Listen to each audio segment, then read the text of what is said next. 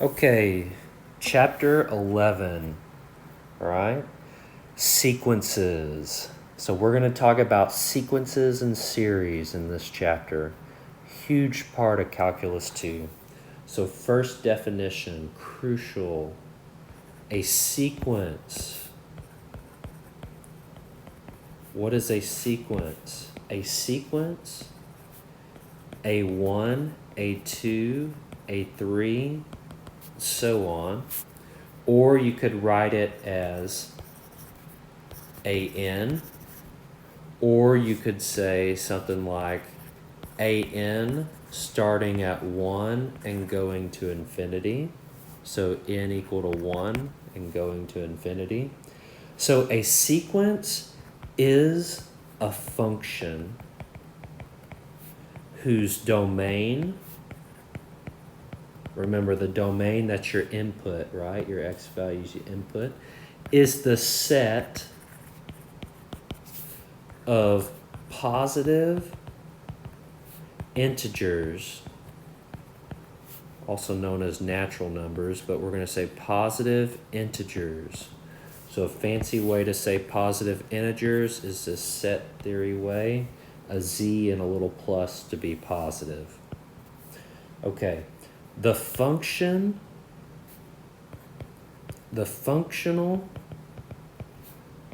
values a1, a2, an, are the terms of the sequence. Okay? So what do I mean by that? I have some function, right? Some function, when I plug in the n value, it spits out the nth term. Okay? So maybe this is like n equal to 1 and it maps it to a1. N equal, I plug in 2, I spit out a2. I plug in n, I spit out an, and so on. Okay? So instead of fn, we use an, okay, to represent the nth term in the sequence. Okay? It's the nth term of the sequence. So there's 3 ways to describe a sequence. So 3 ways to describe a sequence. Way number 1, it's boring. No, I'm just playing. All right. Way number 1, okay. I write out the terms 1/2, 2/3, 3/4, 4/5, ... Okay? So one way to do it is by writing out the terms and then doing ... That's one way to do it. So like if n equals 1, I get 1/2. If n equals 2, I get 2/3. If n equals 3, I get 3/4. If n equals 4, I get 4/5. Okay? Another way to write out, to describe the sequence is as follows. I could say an is equal to n over n plus 1. How does this work? This is the defining formula. You give me a term, maybe n equal to 3. That gives me a3, which is 3/3 plus 1, which is 3/4. That 3/4 is that n equal 3 term. Okay? So that's where it matches. Now, the last way is saying, as I wrote earlier, sequence is curly brackets n over n plus 1 from n equal 1 to infinity. Okay? This is the definition notation above. All right, the definition notation above. All right. So there's two ways that you can view sequences. Two ways to view the sequence. Okay. How do I view the sequence? Number one, you can plot on a number line. Okay, that's one way to view the sequence, plot it on a number line. So I've got 0, I've got 1/2, and I have 1, right? So how does this work for the sequence that I've got up here? Well, the first one is a half, so A1 is a half. A2 is 2/3, so 2/3, that's like right here, A2.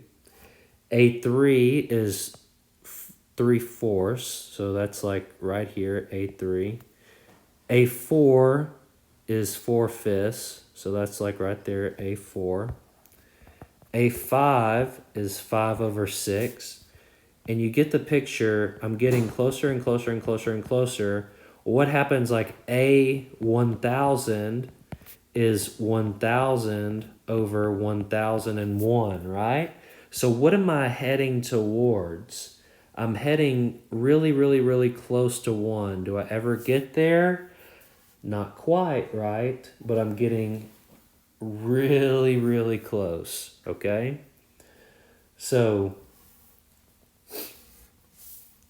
another way to view a sequence is to plot a graph. Plot the graph. If I plot the graph, what does that look like? Okay, so start 0 down here, and I'll have 1 up here, and plot 1, 2, 3, 4, 5, 6, n, and so on, right? So here's how it works. So it's just like I'm going to plot a function, right? But the only difference between the sequence and a function is that instead of being some continuous curve that gets closer and closer to 1, what's happening? It's only defined, the domain is only what? Positive integers. So they're only calculated at positive integers. So 1/2, that was my A1. Remember, that was a half. And then what? 2/3. And then 3/4.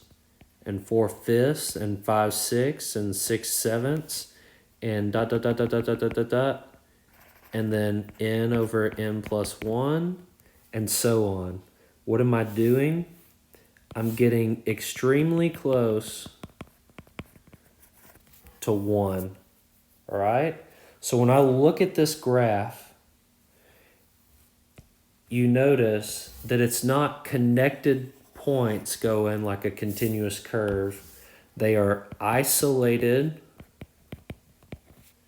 points, okay? So it's discrete, not continuous. So it appears the terms in this sequence are approaching 1 as n becomes large. Okay, as n gets large, as I get really big, it looks like these terms are getting closer and closer to this 1. Okay, just like here, I'm getting really, really close to 1. All right, so we need to come up with a definition here. A definition. So here is the definition. A sequence, A sub n, has the limit L written. The limit as n goes to infinity of A sub n equal L. This is how it's defined. If you take your sequence an and you go out to infinity and you get some number, and maybe that number is 1, right? Then that sequence limits to that number L, where L is a real number, okay? It's not plus or minus infinity. That's what I'm trying to get at. It exists. It's a real number. It's like 17. That's a real number, okay? So we say the sequence converges to L. That's what we say. The sequence converges to L. Now,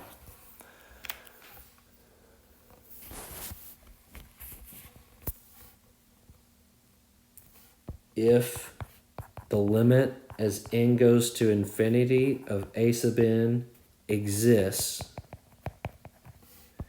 then the sequence converges. If this limit does not exist,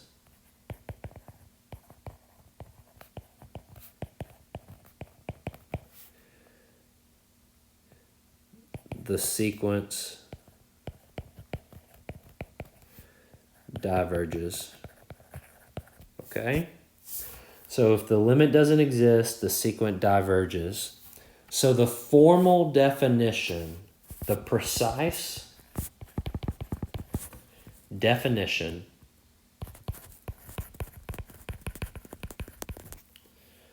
right? The precise definition says this: if for every epsilon greater than 0, epsilon is a very small number, very small positive number like 0.01, right? Or 0.0001, whatever.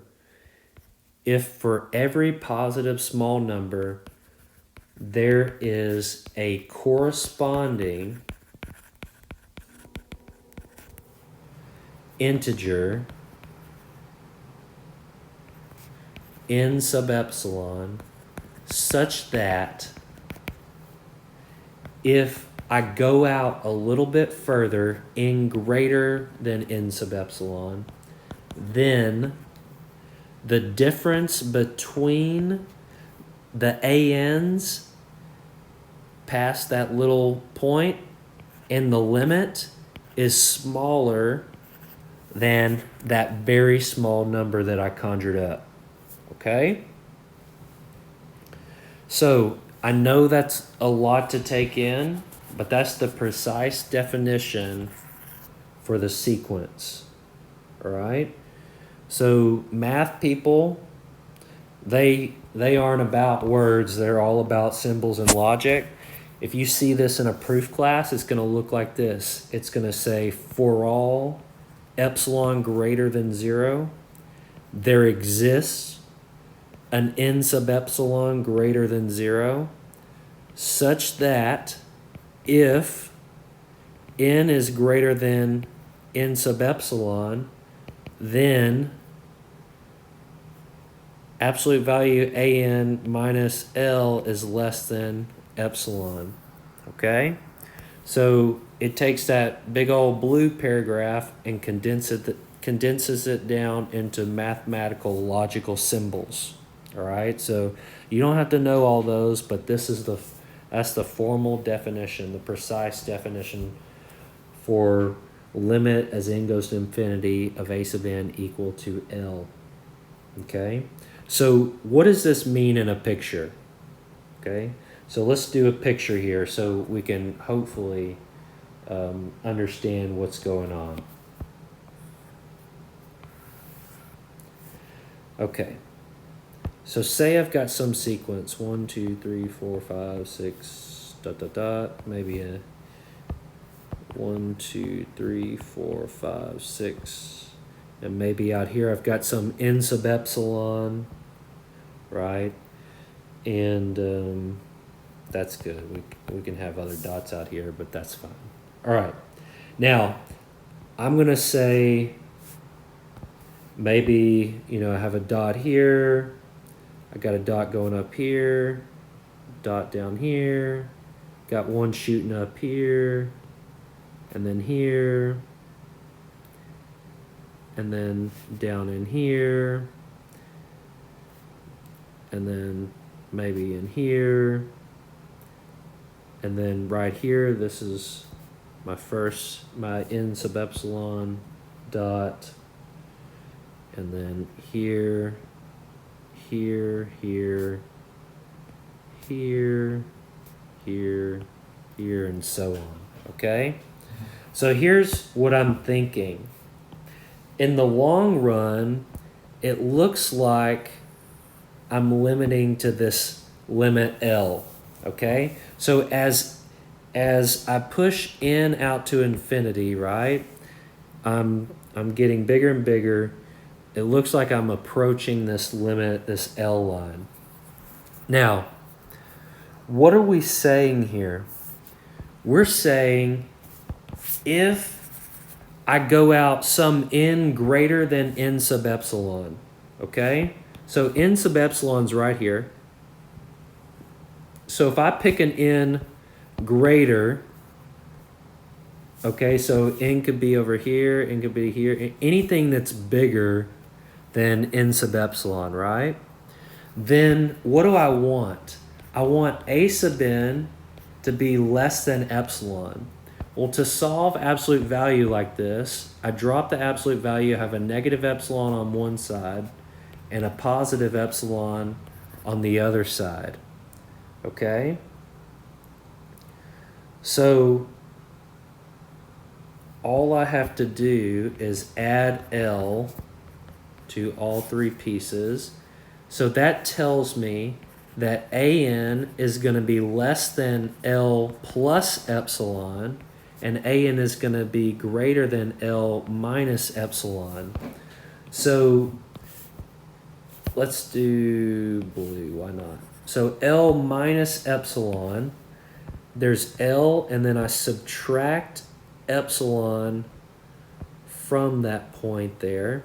So maybe this is L minus epsilon. Okay. And then let's do green. So here I have L plus epsilon.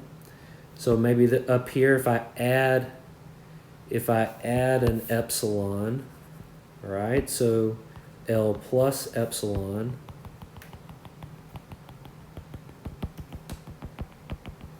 All right. So when I look at this, what is the formula telling me? Okay. It says if I go out far enough, if I pick an n such that it's bigger than some cutoff point that I've got to determine, that's based off of my tolerance epsilon, how much error I'm willing to accept, okay? Then if I go past this cutoff point, all the ANs past this point are going to be within this bandwidth here, okay? That's what we're trying to say. That's what this is saying right here. So if that's the case, and this epsilon is arbitrary, then I can make my band as small as I want, sufficiently small, until I absolutely sandwich the dots in between those two things, and it must converge to this L value. Okay? So hopefully it makes a little bit of sense. I know it's kind of hard to understand, but basically what I'm saying is all of these ANs where n is greater than n sub epsilon here are between this blue band here and this green band here. They're all stuck in between those two bands. The smaller I make epsilon, the larger your n might need to be. Okay? So something that's helpful to remember. So this is going to help you out with your homeworks. So helpful theorem. If, let me do a different color. So if the limit as x goes to infinity of f of x equals L, and f of n equals an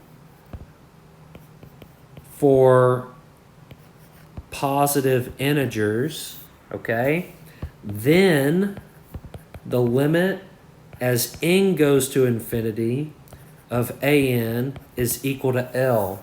This is very powerful for us because now all of a sudden we take a problem that is actually pretty challenging to prove, right? Doing this by the definition is pretty difficult, especially for a freshman or sophomore. And we turn it into a limit problem that a Cal 1 student can do. Okay? So it's a pretty helpful theorem here. It takes this discrete function that just plots out points. Okay, y'all see those little blue dots I'm putting? And it turns it into something that's continuous. Okay? And then now that it's continuous, we can take limits. All right? So what I want to do is I want to apply that theorem to a sequence we've already seen, n over n plus 1 from n equal 1 to infinity. I want to find the limit of the sequence. So when you're asked to find the limit of the sequence, if it exists, okay, if it exists, how do we do it? This is what we do. We say, all right, I'm going to define a function. Let f of x equal x over x plus 1. Then, what does that mean? F of n is equal to an for all positive integers n. Okay, for all positive integers n. Now, how do I do the problem? I take the limit as x goes to infinity of x over x plus 1. Now, if I plug this in, I get the form infinity over infinity. This form, I can use L'Hopital. L'Hopital's rule, derivative of the top and the derivative of the bottom. I get 1 over 1 plus 0, okay, which is just 1. All right? Therefore, what can I conclude? The limit as n goes to infinity of a sub n, which equals L, is equal to this real number 1. Okay? Therefore, the sequence converges, and it converges to 1. Now, because we're talking about limits, we actually have limit laws for sequences, just like we had limit laws in Calculus 1. So what are those limit laws? Limit laws for sequences, okay, assume A sub n converges to L and B sub n converges to K. So they are convergent sequences, and L and K, and let's throw in C too, are real numbers. Okay? So then what do we know? The limit as n goes to infinity of an plus or minus bn is equal to the limit as n goes to infinity of an plus or minus the limit as n goes to infinity of bn, which is equal to L plus or minus k. Okay? The limit of the sums is the sum of the limits. Also, the limit as n goes to infinity of a number c multiplied by an is equal to, I can pull the c out front, the constant comes out front, and the an is inside, and so I have c times L. Okay? Another property, property 3, the limit as n goes to infinity of an times bn is equal to the limit as n goes to infinity of an multiplied by the limit as n goes to infinity of bn, which is equal to L times k. L times k.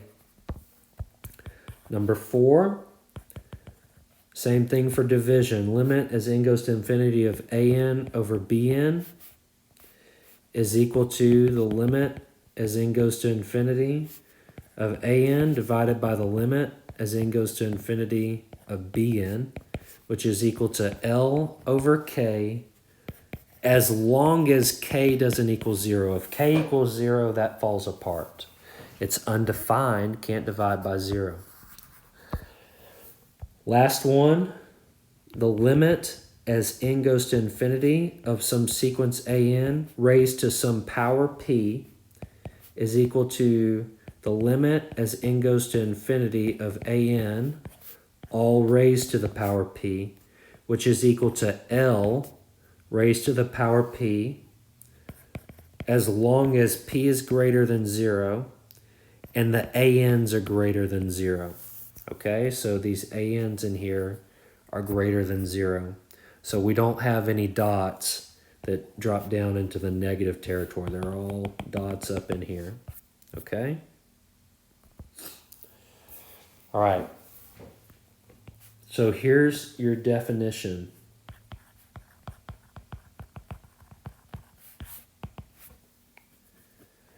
The limit as n goes to infinity of a sub n is equal to infinity if and only if, IFF means if and only if, for every positive number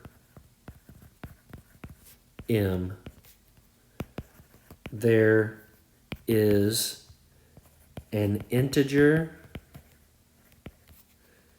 n sub m such that if n is greater than n sub m, then an is greater than m. Okay? What does this mean in English, right? This means no matter how big a number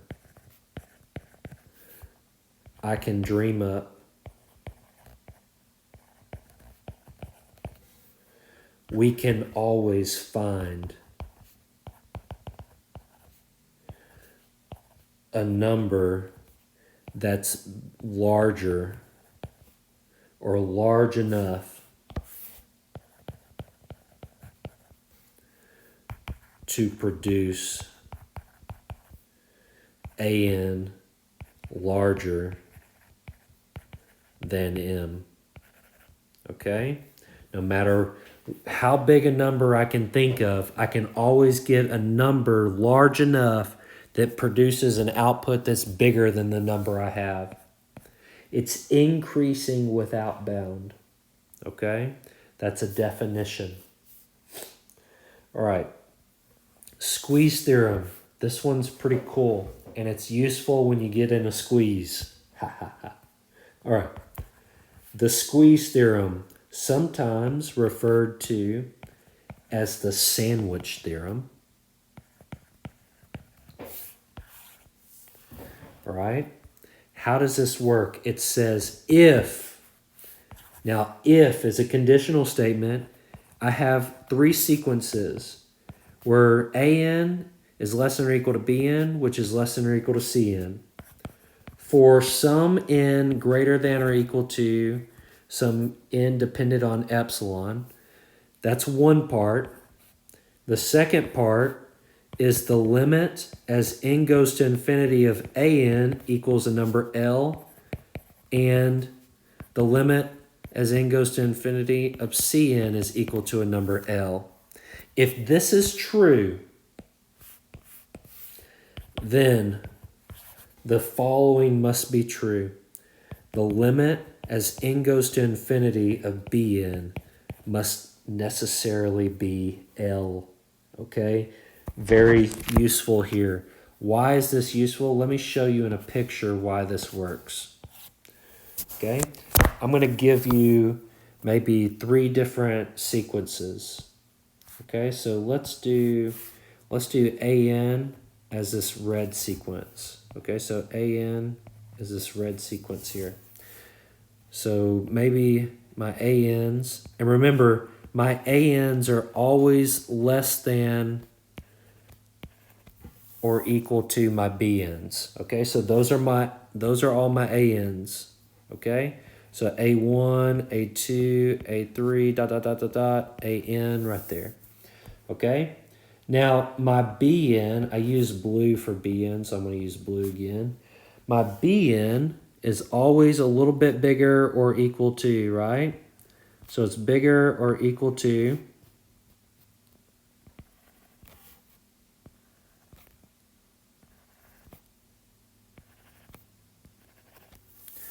okay, so maybe something like that. And then last, I'm going to do green for Cn. So Cn, we'll do green. And this is bigger than all the other two. Okay, so when I plug in, it's bigger than all the other two.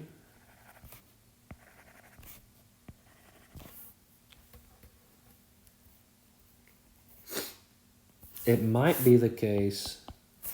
So maybe it could be dipping, it could even dip down here, but at that value it's still bigger than the Bn here, right? And then maybe it jumps up here, but it's always staying bigger than the blue dot. Okay? So what am I saying here? Okay? So at some point, so some say n sub epsilon, so let's maybe have some cutoff point. Okay, so maybe this is some cutoff point like right here. I have an n sub epsilon, okay? And after this point, it's always the case that I have a red dot and then a blue dot and then a green dot. Okay, before that, we could have the scenario where it's like flopping around, right? It doesn't matter if these are out of order here. What matters is after some point, some n sub epsilon line, all the n's greater than that n sub epsilon, you have an the smallest, bn the next smallest, and then cn the largest. The smallest is the red, the next is the blue, and the next is the green. Okay? So what is that telling me? If that's true, and what's happening? The red is limiting to L, so it's going to L this way, and the green is limiting to L from the top. What's happening to the BN? The BN here is getting sandwiched in between this top L and that bottom L, so it forces that BN to become L as well. That's why the sandwich theorem is called the sandwich theorem. It's like you got a piece of bread, right? So you got your bread, right? So you got your bread, and then what's sandwiched in between the two? The salami, right? No, I'm just kidding with you. It's the Spam. Okay, so that's my L. It gets stuck between this L and that L, okay? It's sandwiched in there. It gets squeezed together. We squeeze it, right? So this gets squished right in there. All right. One useful theorem, I guess another useful theorem, is this. It's a direct result from the squeeze theorem. So if the limit as n goes to infinity of the absolute value of an is equal to 0, then what does that tell me? Then the limit as n goes to infinity of a sub n has got to equal 0 as well. Okay?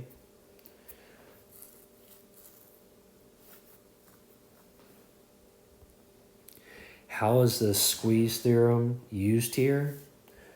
Well, what do we know? Here's your little introduction to proofs, right?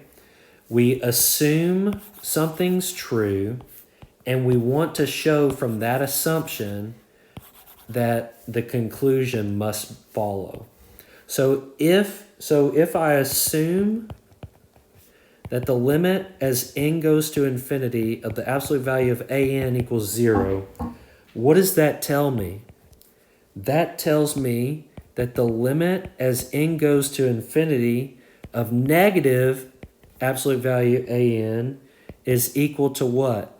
Well, I already know that if I have a constant, I can pull it out, right? So that's just a -1 times this limit, which I know is equal to 0.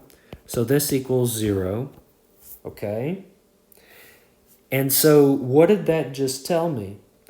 That just told me that the limit, absolute value, the negative is less than, clearly it's less than an, but that's less than the absolute value of an, okay?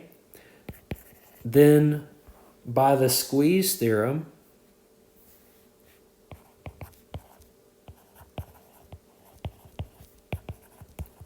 what do I know? I know this thing goes to 0 and this thing goes to 0. So what does that mean? That tells me that the limit as n goes to infinity of a sub n must go to 0 as well. Okay? Therefore, I've proven what I wanted to, and I can end my proof with some little boxes.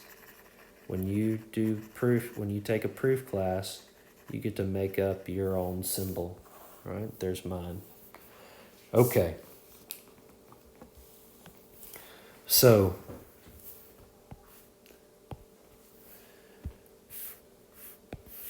let's do some more examples. Find the limit, if possible. Some of these won't be possible, and you just put does not exist, of the sequence. Excuse me. Okay.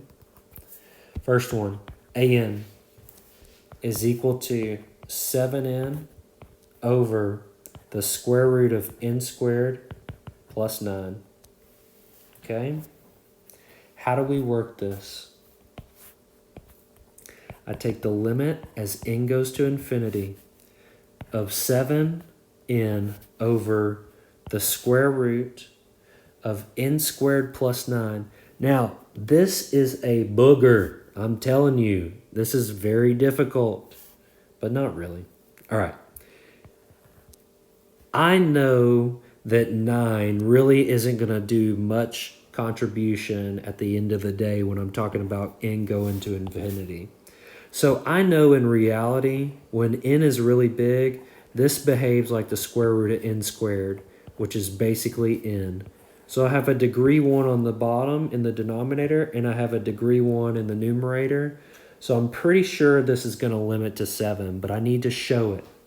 So how do I handle this algebraically?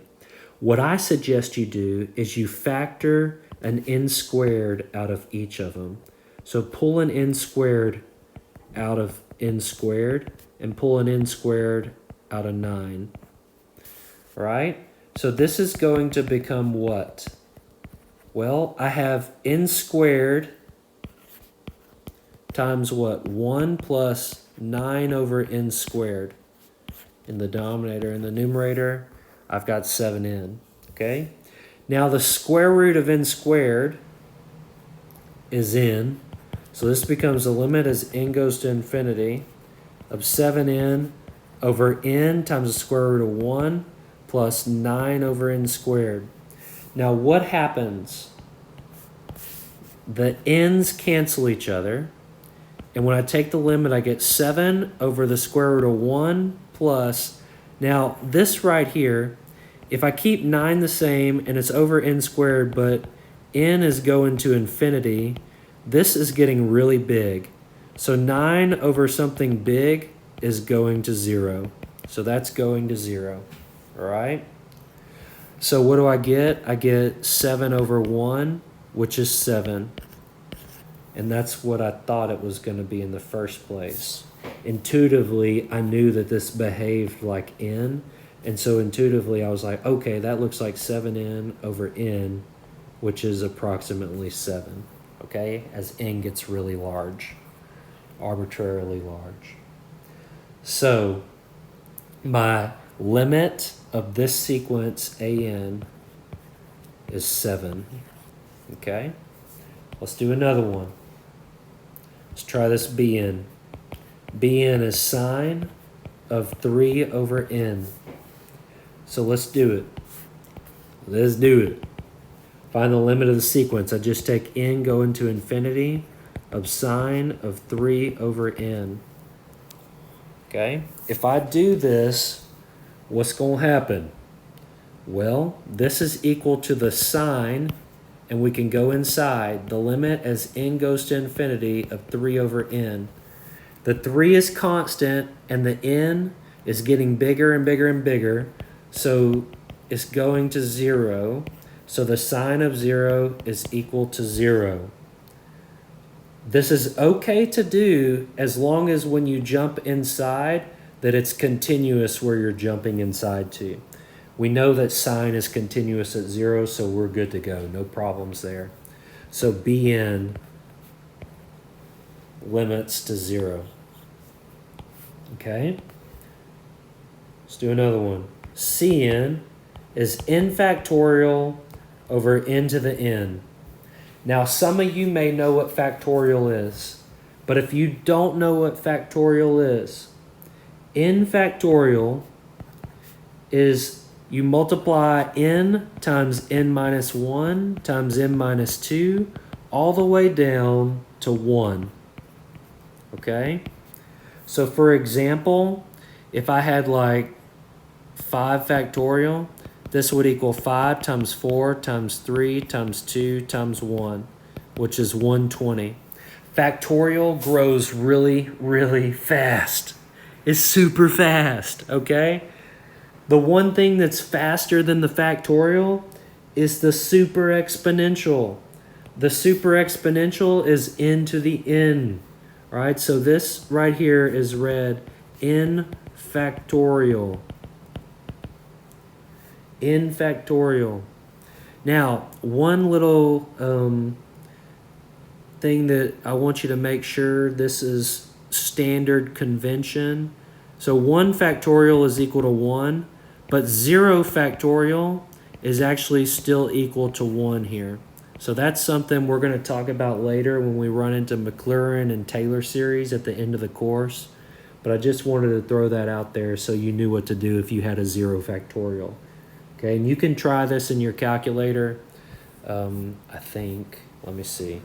So when you go into math, okay, you go over to probability and you see the factorial there. And so you could type in like 5 factorial and you get 120, okay? All right. With this one here, if I take the limit as n goes to infinity, of n factorial over n to the n, well, that's the form infinity over infinity. So we got to L'Hopital it. But what the heck is the derivative of n factorial?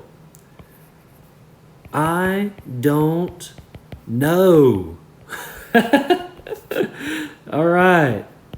I don't know what the derivative of n factorial is. You shouldn't either, okay?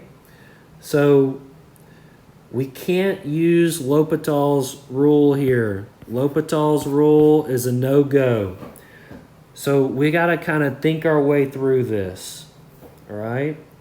So let's just write out some terms. A1, this is 1 factorial over 1 to the 1, okay, which is just 1.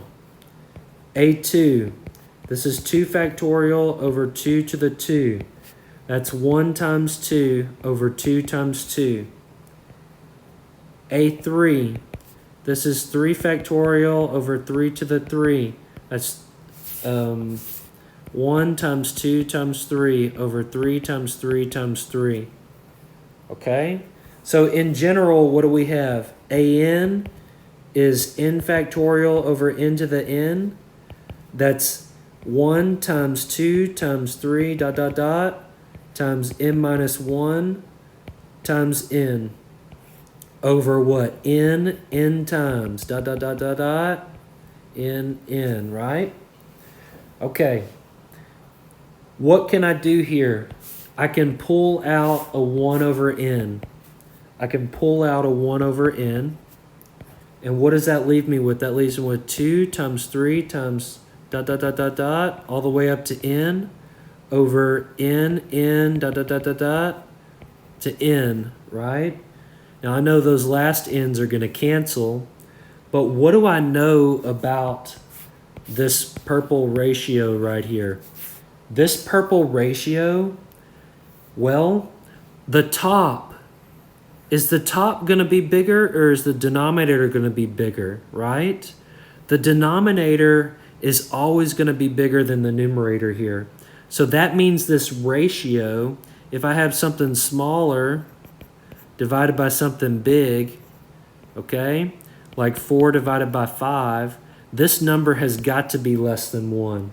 So this thing is at most 1, okay? If that is at most 1, well, what do I know? I know that this is less than or equal to 1 over n times 1, which is 1 over n, okay?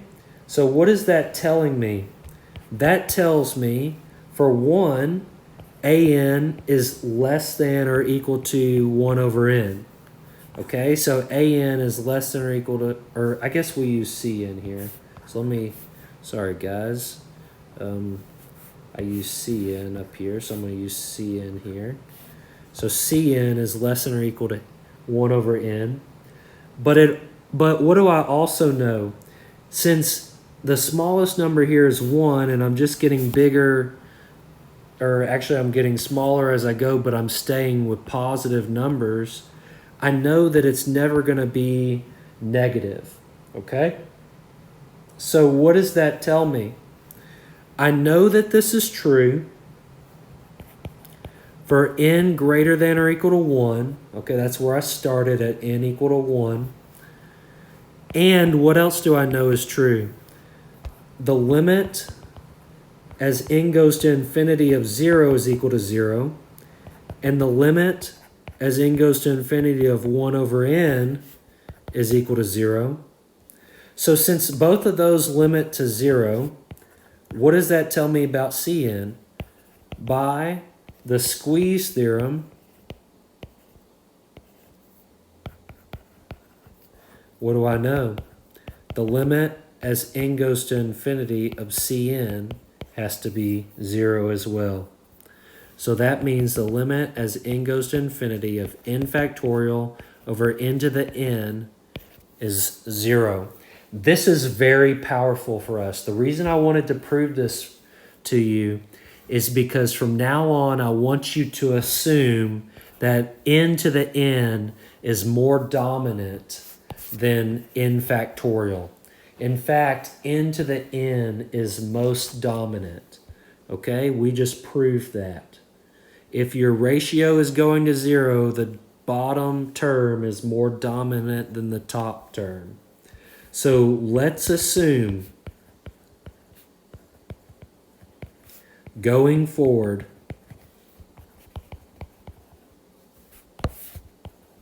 because it would sure be a pain to prove this over and over and over, that n to the n is the fastest. N factorial is the next fastest. Exponential a to the n is the next.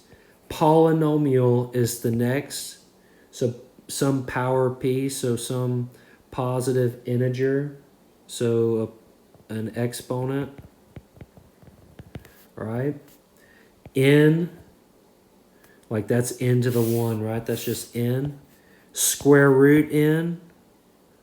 And then logarithmic growth is the slowest growth. So we're going from fastest to slowest. I want you to assume this from here on out, okay? Growth rates. So you don't have to prove this comparison anymore.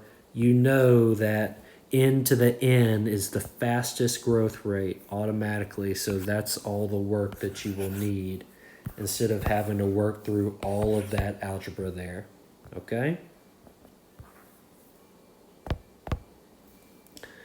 All right.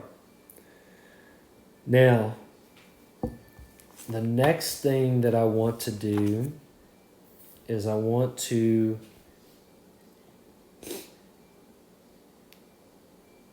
write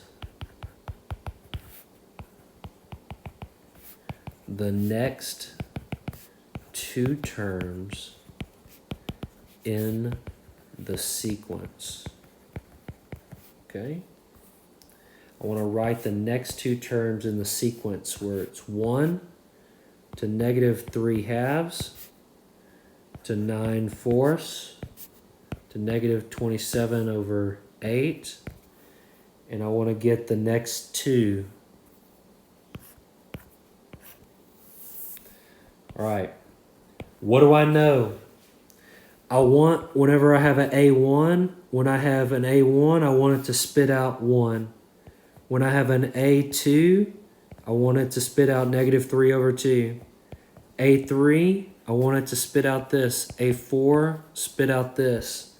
So I need to figure out a way to map 1 to 1. I need to map 2 to negative 3 over 2. I need to map 3 to 9 over 4. And I need to map 4 to negative 27 over 8. How am I going to do this? All right, it looks like the numerator, okay, and the denominator, they're both changing. Interesting. What's happening in my sequence? Am I adding to get to the next one, or am I multiplying to get to the next one? If it's adding, it's an arithmetic sequence.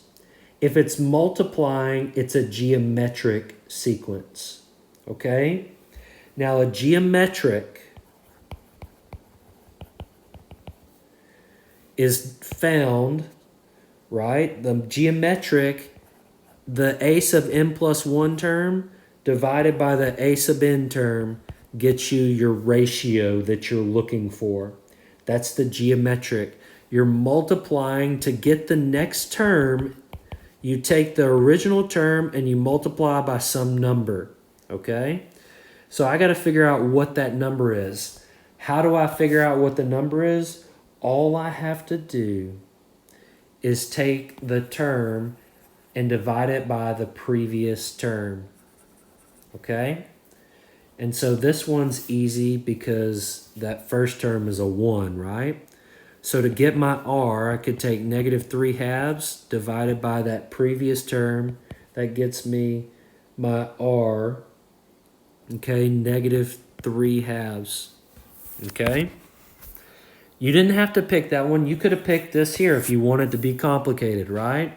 Take that next term, 27/8, divided by 9 divided by 4. Keep change flip. So that's -27/8 multiplied by 4 divided by 9. So this simplifies to -3/2, just like what we got here. So keep life simple, right? Don't make it harder than it has to be. So to get that next term, all I have to do is take the term and multiply it by my r. So what term do I have? A4 is equal to -27/8. So A5 is A4 times my ratio. So that's -27/8 times -3/2. And so negative and negative make a positive. And so that's 81/16, okay? To get the next one, look, guys, all we got to do is take this number and multiply by my ratio. What's my ratio? My ratio is -3/2. -81, or -3 times 81, that's 243, negative, over 2 times 16, 32. Okay? One thing that I want you to notice, about this sequence here, what's happening? Every other term, so these are all positive terms, okay? And then these are all negative terms. What's actually going on here? You're actually switching between positive and negative. Switching between positive and negative, okay? So how are we switching? The way you switch is one time you're multiplying by an even number of negative ones, and one time you're multiplying by an odd number of negative ones. If n equals 1, that gets me a -1. That gives me a 1 here, which it makes it a negative number, but that's not a negative, it's a positive. So I need to make this like a -1, and then I think it's going to work. Then it all of a sudden makes this a +1, and I'm good to go. So if I'm looking for my a sub nth term, I know I'm going to have a switcher. I call this a switch. It switches between positive and negative. Each n, if it's even, it ends up being negative. If it's odd, it ends up being even. Okay? So this is going to be -1 to the n minus 1. Okay? And then my ratio, all right, what's my ratio? My ratio is this -3/2, right? Well, that negative is taken care of in the switcher. So my ratio is 3/2 raised to the n, but it's not just n, okay? Because if I had an n in here, then n equal 1, that would give me 3/2 for the first term. So I have to minus 1 to make that first thing give me that constant 1, okay? So that's what's going on here. That's why you have that minus 3/2 raised to the n minus 1 going on here. Same exponents, I can combine the bases. Same bases, I combine the exponents. Same thing there. Okay? So this is the formula for the nth term. And we'll talk more about how to find that nth term later, but I just wanted to show you, give you, kind of a preview of things to come. Okay? So one thing that you're going to learn is if n goes to infinity of some ratio to the n power, then that limit is going to be equal to 0 if r is between 1 and -1. But it's going to equal to 1 if r equals 1, and it's going to diverge for all other r's. Okay? So any other r's, it diverges. So just to make sure you understand, limit as n goes to infinity of 1 to the n. It doesn't matter how many times I multiply 1 by itself, it's still going to be 1. Okay? So that's 1 there. If I have a number like 0.05, that's between -1 and 1, and I raise it to some big n power, so maybe like 100, okay? Like 0.05 raised to 100. If I hit enter, that's like super, super small. What if I did like 0.999 raised to like 100? Okay, that's starting to get smaller. It doesn't seem like it's that small, right? But I said as n went to infinity, so maybe let's do like something a little bit bigger. Okay. Oh my gosh, look at that. What happened as the exponent gets really big, this thing gets closer and closer to 0. So I didn't even need to make it that big, did I? So maybe that. Oh, well, goodness. This is, we really didn't have to make it that big at all, right? So as n gets larger, we're getting really, really, really close to 0 pretty quickly. Okay? So that's what, that's what this is saying right here. Anything else is going to diverge. Okay? Exponential is going to diverge. All right. Recursive sequence. Recursive sequence. If you're going to be a computer programmer, okay, if you're not going to be a teacher, then you're going to need to know how to program if you're going to be using mathematics outside of a classroom. All right, very important. Recursive is a very important idea. A recursive sequence, this is defined by a previous term except the seed values. Okay? These are given. Now, you think about a tree, it had to come from somewhere, right? Came from some seed from a tree of another tree of another tree, but there had to be that first seed to make that first tree, right? What came first, the chicken or the egg? Who knows, right? Answer that question, you might be pretty popular. So, Fibonacci sequence, very important sequence. This sequence pops up in nature everywhere. Fibonacci sequence starts like this. In growth rates, we start with 1, and then we have another 1. Okay, those are my seed values. And then to get the next term, I take the sum of the two previous terms. Okay, So what does that mean? So the first two terms are 1 and 1. To get the next term, I add 1 and 1, and I get 2. To get the next term, I add 2 and 1, and I get 3. To get the next term, I add 3 and 2, and I get 5. To get the next term, I add 3 and 5 to get 8. Y'all see how the game works here? And it just keeps on going and going and going. Fibonacci, 13th century Italian.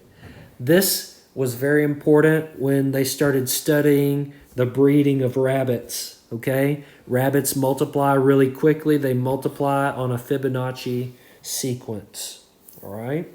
So if you're interested, the closed form for the Fibonacci sequence is 1 plus the square root of 5 raised to the n minus 1 minus the square root of 5 raised to the n over 2 to the n square root 5.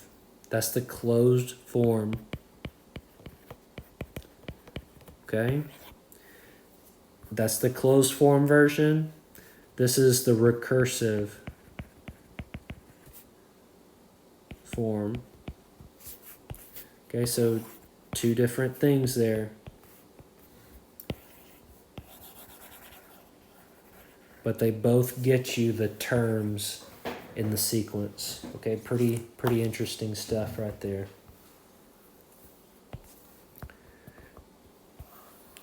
All right, so a sequence A sub n is increasing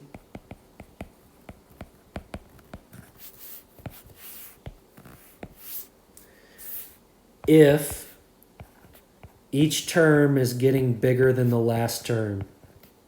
Dot, dot, dot. an plus 1, dot, dot, dot, and so on. And decreasing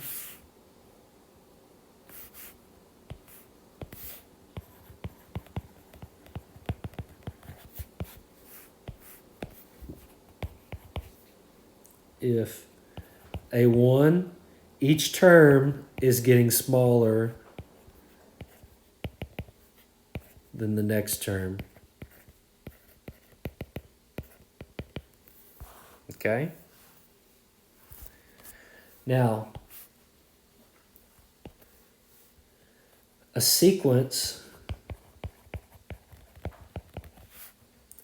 is monotonic, definition,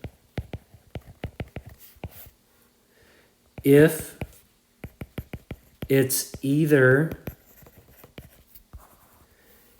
increasing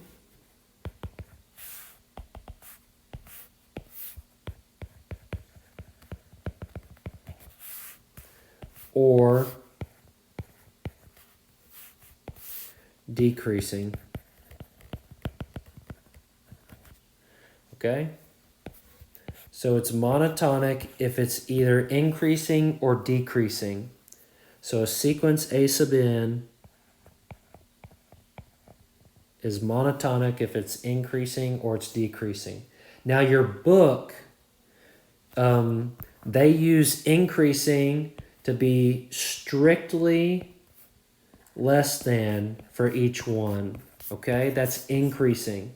However, your book says if it's less than or equal to, then that is non-decreasing.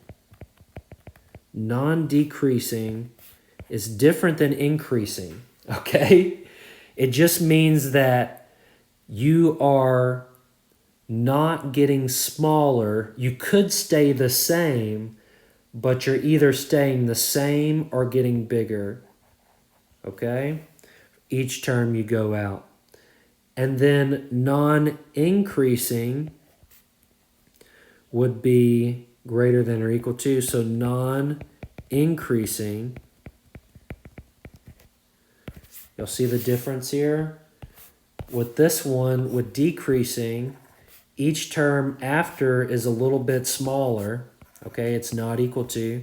But non-increasing would mean that you know, you could be the same, but you're never going to be bigger on that next term, okay? So your book makes that distinction, therefore I do. I'm not super worried about it, but your homework, those are the distinctions there. So if you're monotonic, okay, a sequence is monotonic if it's increasing or decreasing, or non-increasing or non-decreasing, okay? Now, a sequence A sub n is bounded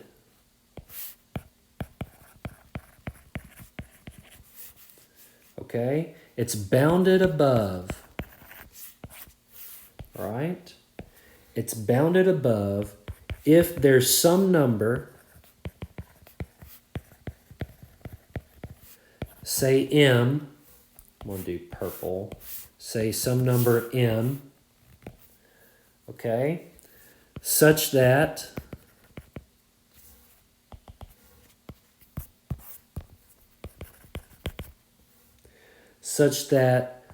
all the terms in my sequence are less than or equal to that bounded above number, okay? For all n greater than or equal to 1, okay? So m, we would say here that m is an upper bound for the sequence, if this is the case, okay? A sequence A sub n is bounded below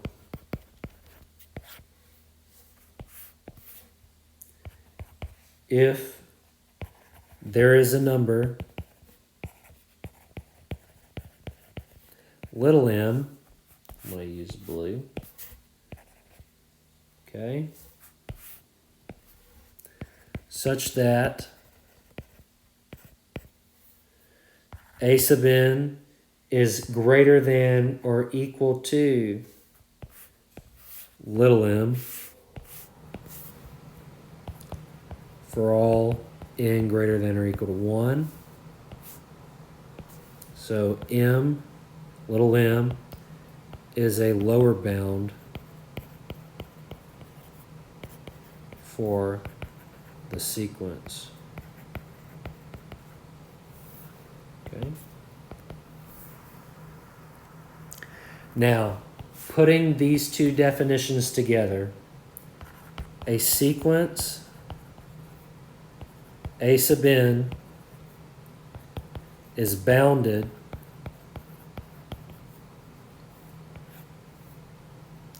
if it's bounded above and bounded below.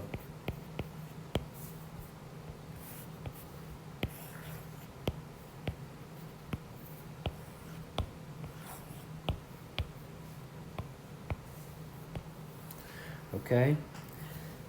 The sequence is bounded if it's bounded above and below. All right. Now, why did we go through all of those definitions there? That's a lot of definitions. Okay?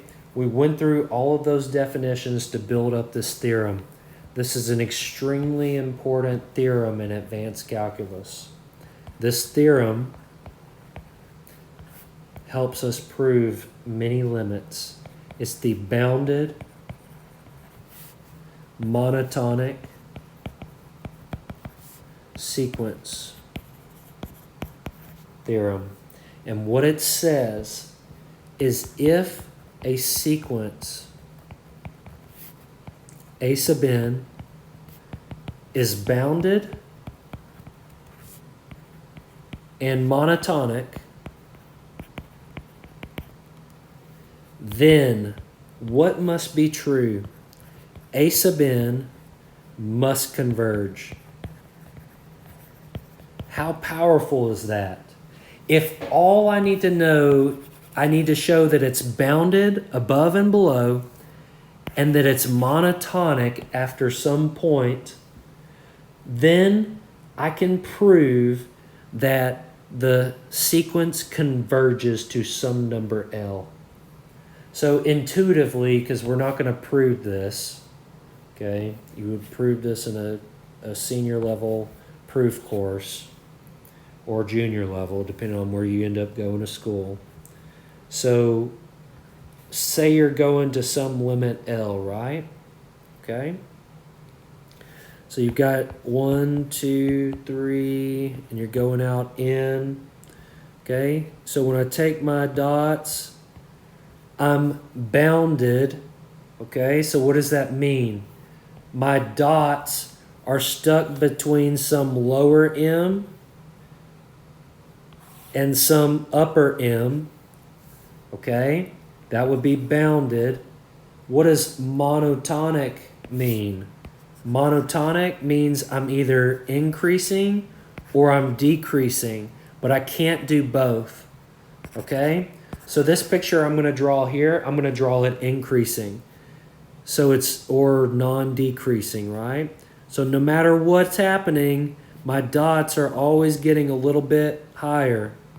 Now, even though they're getting higher, slower and slower, they're still increasing, right? So what is this saying? If I can bound the sequence above and below, and I know that it's monotonic, that means that it's always increasing, increasing, increasing.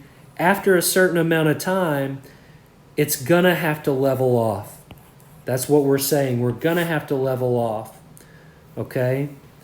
And so to find the limit, you end up introducing something called not just bounded above by some number m, so it's bounded above here, but we get something that's called the least upper bound, okay?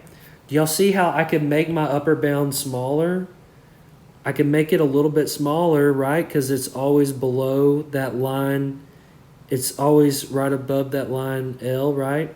And you can make the least upper bound actually ends up being that limit L right there. That is the least amount you can be an upper bound to. That's the limit, okay? So if you end up going into advanced calculus, you will see the least upper bound, okay? The supremum, okay?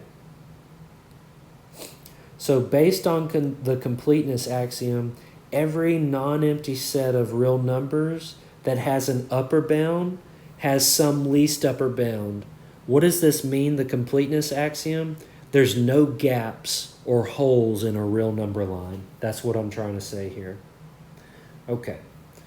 So last problem, and then you can call it quits. I want you to tell me if the sequence is increasing, decreasing, non-increasing, non-decreasing sequence. And then the question is it bounded above, below? Who knows, right? So here's your first one. 1, 1/2, 1/3, dot, dot, dot, 1 over n, dot, dot, dot, and on and on and on. Okay. Is this increasing, decreasing, non-increasing, non-decreasing? What do I know about each term? Well, looking at this 1/2 and going to the next term, 1/3, I'm definitely getting smaller. Every time I have an n, the next n is going to be smaller than the previous one. Why is that true? If I cross multiply here, I have n plus 1 greater than n. Yeah, I think that's true because if I subtract n, I get 1 greater than 0. And last time I checked, that was a true statement. Okay? So this is decreasing. It's decreasing. Is it bounded? What's the biggest it can be? AN, the biggest it can be is 1, so less than or equal to 1, okay? What's the smallest it can be? As n gets really big, it's going towards 0, right? So it's going towards 0. It's bounded below by 0. So this is bounded above and below, and it's decreasing, which means it's monotonic. So therefore, the limit must exist. And if you took the limit, we already know this, the limit as n goes to infinity of 1 over n is 0. Okay? Next up. 1, 1, 2, 3, 5, 8, ... Okay, what is this? Well, that actually looks like the Fibonacci. You're adding the two previous terms to get the next term, right? Now, none of those terms repeat. Oh, wait! A1 and A2 are the same. They are both 1. Therefore, we have repeats. So it's increasing, but it's not increasing everywhere. It's not increasing here, right? But it's not decreasing. So technically, I would say that this is a non-decreasing sequence. It's non-decreasing. It's not going down, okay? It either stays the same or it goes up, bigger. Okay. Is it bounded? It's bounded below. By what number? By 1, right? The smallest you get is 1. The biggest you get, well, is as big as you want. It gets super big, so it's not bounded above.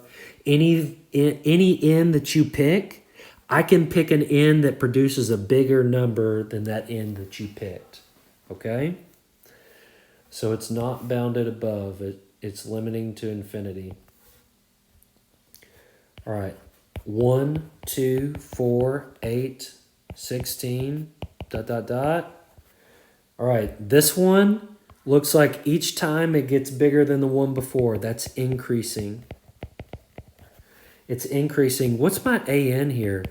If A1 is 1, so I plug a 1 in, I get 1. I plug a 2 in, I get 2. I plug a 3 in, I get 4. I plug a 4 in, I get 8. What's going on here?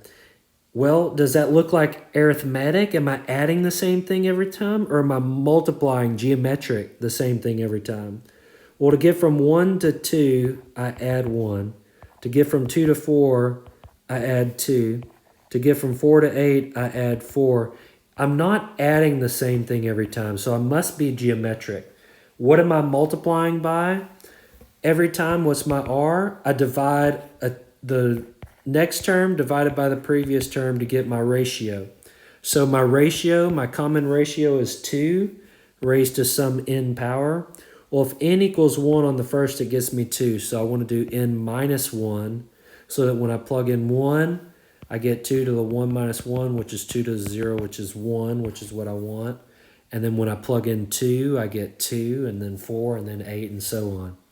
This sequence here is bounded below by 1, but it's unbounded above. So it's not bounded in total.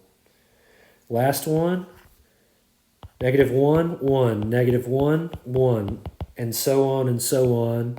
So it's -1 raised to the n power, and so on. Okay? So is this one increasing, decreasing, non-increasing, non-decreasing? This one is none of the above, right? This, however, is a bounded sequence. It's bounded below by -1, and it's bounded above by 1. It switches between Positive, negative, positive, negative, positive, negative. Okay, it switches. All right? However, it never converges in on any number. The sequence diverges. The sequence itself, if I took the limit as n goes to infinity of -1 to the n, this does not exist. Okay? It does not exist. I could take an infinite list of all the odd ones and it limits to 1. I could take an infinite list of all the even terms and it limits to 1. So 1 limits to -1, 1 limits to +1. Since those limit to two different numbers, then the series, or the sequence rather, diverges. Okay guys, take some time, maybe watch the video twice, but this section is critical for your success, along with the next section on series, when we start talking about series, because it's the foundation, the bedrock for the next several sections. Okay, good luck.